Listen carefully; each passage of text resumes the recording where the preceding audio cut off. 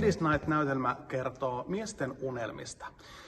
Meillä on 5 työtöntä miestä, jotka yrittää epätoivoisesti löytää tulevaisuudesta jonkinlaisen siemenen. He löytää sen ja lähtee kohti omia unelmiansa. Mikä meininki? Jätkät, meistä tulee miestrippareita. Hyvä meininki.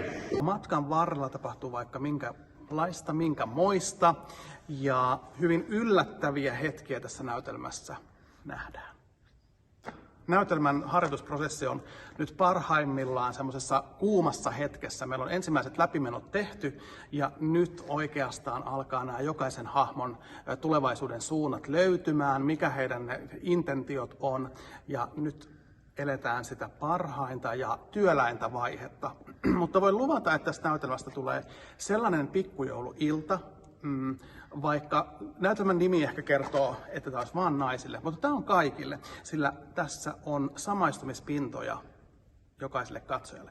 Okei! Eli mahdollisimman kiihottava mies naisten mielestä on vassua soittava munkki, jolla on visa ja tutkinto lääketieteestä. Melko varmaan joo.